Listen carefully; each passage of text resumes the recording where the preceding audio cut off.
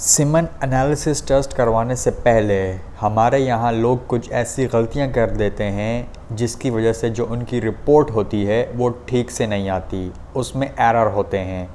तो वो ऐसी क्या कॉमन 4 गलतियाँ हैं जो लोग करते हैं, इस वीडियो में हम यही डिस्कस करेंगे। जो पहली गलती है जो बहुत ज़्यादा लोग करते हैं वो ये होती है कि वो लोग बीच में गैप नहीं रखते जब भी वो टेस्ट दे रहे होते हैं। अगर तो आप हॉस्पिटल जाते हैं, किसी डॉक्टर के पास जाते हैं, तो वो आपको ज़रूर कहेगा कि आपने बीच में गैप देना है, 3 दिन आपको गैप देना चाहिए। यानी अगर आज आप टेस्ट के लिए सीमन जमा करवा रहे हैं तो पिछले 3 दिन यानी 72 घंटे में आप डिस्चार्ज ना हुए हों, तो ये आपको डॉक्टर बता देगा। लेकिन कुछ लोग ऐसे होते हैं जो डॉक्टर के पास नहीं जाते, वो सीधा लेबॉर्ट्री जाते हैं और उनसे कहते हैं कि हमने ये टेस्ट करवाना है और वहाँ से कंटेनर लेकर आ जाते हैं, तो ऐसा में उनको मालूम नहीं होता। तो जब भी आप टेस्ट करवा रहे हों तो आपको 3 दिन का गैप देना चाहिए, यानी 72 घंटे का गैप देना चाहिए। लेकिन आपकी कोई मजबूरी है या कोई और मसला है तो आप 24 घंटे का टाइम तो ज़रूर दें। अगर आपका जो टाइम है वो 24 घंटे से भी नीचे आ जाता है तो ऐसे में जो रिपोर्ट आएगी उसमें एरर बहुत ज़्यादा होंगे। हो सकता है कि आपका जो वॉल्यूम है वो कम देखने को मिले, हो सकता है आपका स्पर्म काउंट भी लो आए, लेकिन आपको कोई बीमारी नहीं है, आपकी बॉडी में कोई मसला नहीं है, बस आपने 1 दिन से भी कम गैप दिया है, तो इस वजह से आपको ये प्रॉब्लम देखने को मिल रही है। तो कहा जाता है कि एक अच्छी रिपोर्ट के लिए आपको 3 से लेकर 5 दिन तक का गैप देना चाहिए। 3 दिन से कम ना हो, 5 दिन से ज़्यादा ना हो। तो अगर आप इस रेंज के अंदर ही टेस्ट करवा देते हैं तो आपको जो रिज़ल्ट है वो ठीक देखने को मिलेगा। लेकिन अगर आपकी कोई मजबूरी है तो आपको कम से कम 1 दिन का गैप तो ज़रूर देना चाहिए। इससे अगर आप नीचे जाएंगे तो आपको रिपोर्ट में एरर देखने को ज़रूर मिलेंगे।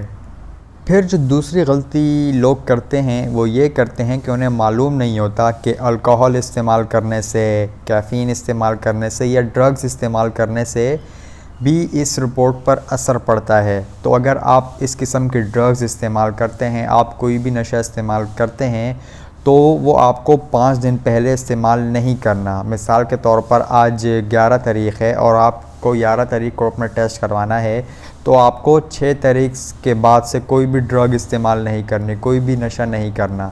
लेकिन अगर आप नहीं छोड़ सकते, आपकी मजबूरी है, तो फिर आपको कम से कम 2 दिन का गैप तो देना ही है। अगर आप 2 दिन का गैप भी नहीं दे सकते तो आपकी रिपोर्ट जो है अगेन वो एरर उसमें देखने को मिलेंगे। तो 2 दिन का गैप आपने लाजमी देना है। अगर आप कोई नशा इस्तेमाल करते हैं या कोई भी ड्रग इस्तेमाल करते हैं, कोकेन, कैफ़ीन या अल्कोहल वगैरह, तो ये गलती आपने बिल्कुल भी नहीं करनी। जब भी आप टेस्ट करवा रहे हों तो कोशिश करें कि 5 दिन पहले आप कोई भी ड्रग या कोई भी नशा इस्तेमाल नहीं करें।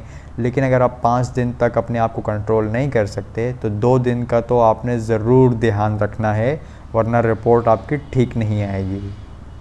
तीसरी गलती लोग ये करते हैं कि वो लोग हर्बल मेडिकेशन इस्तेमाल कर रहे होते हैं, यानी ऐसी दवाइयाँ इस्तेमाल कर रहे होते हैं जो कि हर्बल होती हैं। तो हर्बल मेडिकेशन इस्तेमाल करने से भी आपकी जो रिपोर्ट है उसके अंदर एरर देखने को मिल सकता है, आपको रिज़ल्ट एक्यूरेट देखने को नहीं मिलता।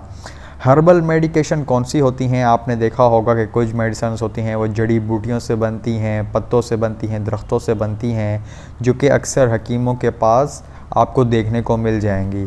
तो अगर आप कोई ऐसी मेडिकेशन इस्तेमाल कर रहे हैं जो कि हर्बल है, तो आपको वहाँ पर भी कोशिश करें कि 5 दिन का गैप दें। अगर 5 दिन नहीं दे सकते तो कम से कम 2 दिन यानी 48 आवर्स का गैप तो आपको ज़रूर देना चाहिए। अगर आप नहीं देंगे तो अगेन आपको प्रॉब्लम देखने को मिलेगी, आपका जो रिज़ल्ट है वो ठीक नहीं आएगा। हमारी जो चौथी और आखिरी गलती है वो ये है कि कुछ लोग होते हैं वो हार्मोन की कोई मेडिसिन इस्तेमाल कर रहे होते हैं या कोई सप्लीमेंट इस्तेमाल कर रहे होते हैं।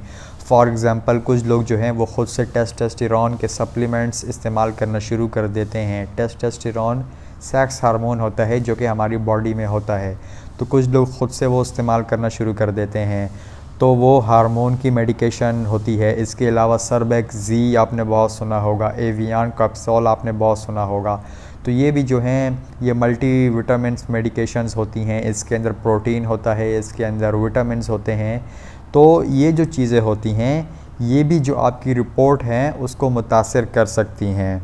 तो अगर आप किसी डॉक्टर के पास जाएंगे, जैसे यहाँ पर लिखा हुआ है, तो वो आपको ज़रूर मना करेगा, वो आपको बता देगा। लेकिन अगर आप ख़ुद से ये टेस्ट करवा रहे हैं, आपको किसी डॉक्टर ने एडवाइस नहीं किया, तो आपको फिर इस चीज़ का ध्यान ज़रूर रखना है कि आपको 5 दिन का गैप ज़रूर देना चाहिए। यानी टेस्ट से 5 दिन पहले तक आपको ऐसी मेडिकेशंस नहीं इस्तेमाल करनी जो आपकी रिपोर्ट को मुतासिर कर सकती हैं।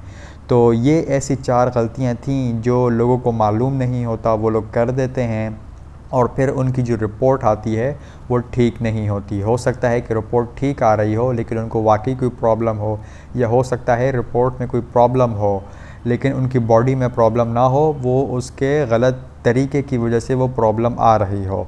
तो उम्मीद करता हूँ आपको वीडियो पसंद आई होगी। ये जो हमारी वीडियो थी कि आपने सीमन एनालिसिस टेस्ट से पहले ये 4 मिस्टेक्स नहीं करनी।